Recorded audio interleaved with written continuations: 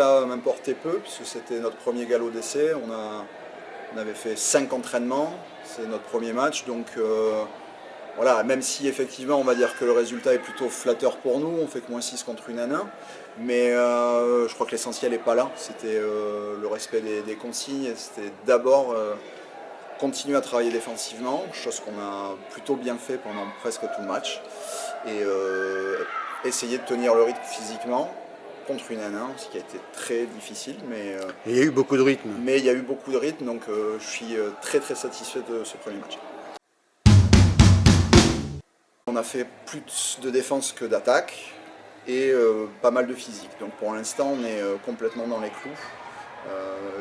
Je pense que je te tiendrai le même discours si on en avait pris 20 ce soir, puisque l'objectif c'est d'être prêt le 10 septembre pour la reprise. Donc voilà, pour l'instant, on continue à travailler sereinement, calmement.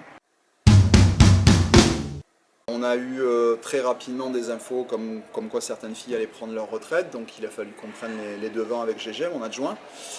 Et puis, tout compte fait, certaines qui devaient prendre leur retraite l'ont pas fait, donc ça veut dire c'est aussi très bien, parce que ça veut dire que humainement l'aventure est belle et que les filles se sentent bien dans le groupe.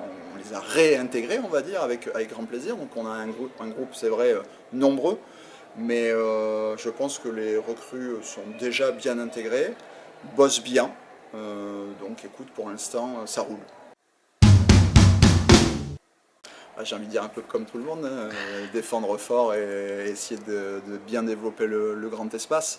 Je t'avais tenu le même discours l'année dernière, donc on va essayer maintenant d'être plus consistant et plus constant sur le volet offensif, même si c'est pas ma priorité, mais les filles, ça fait 1 an qu'elles sont avec moi, donc maintenant on a appris toutes et tous à fonctionner ensemble, donc le dialogue et le discours est très bien compris, donc je pense qu'on va pouvoir un petit peu plus, comment dire, ouais, développer un peu le projet d'attaque, de jeu placé offensif.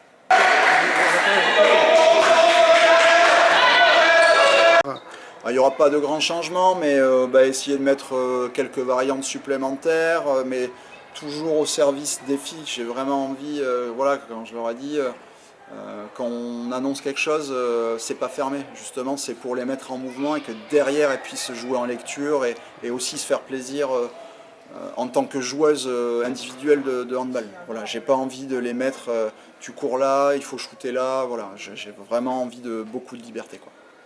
Et enfin, bien les objectifs pour cette saison? J'ai envie de te dire les mêmes que l'année dernière, même si effectivement on s'est plutôt bien renforcé.